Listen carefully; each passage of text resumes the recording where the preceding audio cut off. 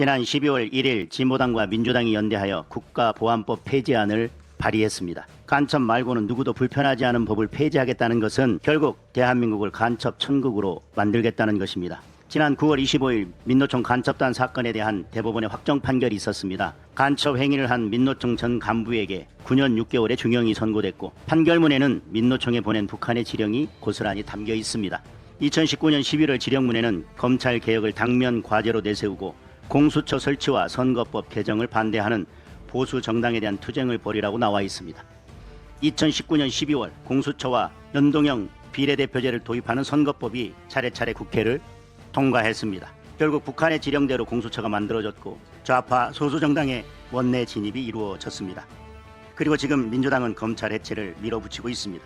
이재명 정권 출범 이후에는 더 심각한 본격적 안보 해체가 진행되고 있습니다. 문재인 정권 당시 국정원의 대공수사권을 박탈한 데 이어 이재명 정권은 남아있던 대공조사권까지 폐지해서 대공 기능을 완전히 박탈하려 하고 있습니다.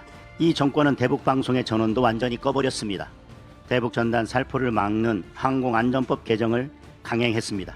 대통령은 북한의 대북전단 살포를 사과한다는 망언까지 쏟아냈습니다. 북한은 대화할 생각조차 없는데 한미연합훈련 축소를 먼저 들고 나왔습니다.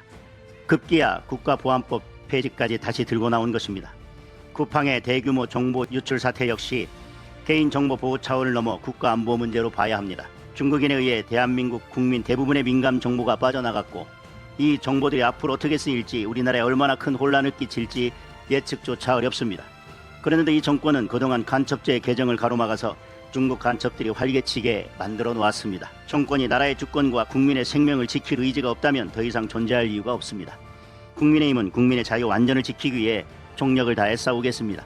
이 정권의 안보 붕괴를 반드시 막아낼 것입니다. 이재명 정권은 특검으로 야당을 단합하고 사법 파괴로 법치를 붕괴시키고 무능과 실정으로 민생을 바탕으로 몰고 있습니다. 급기야 마지막 자유의 보루인 종교 탄압까지 밀어붙이고 있습니다. 이미 이 정권은 자신의 입맛에 맞지 않는다는 이유로 교회를 압수수색하고 목회자를 구속했습니다.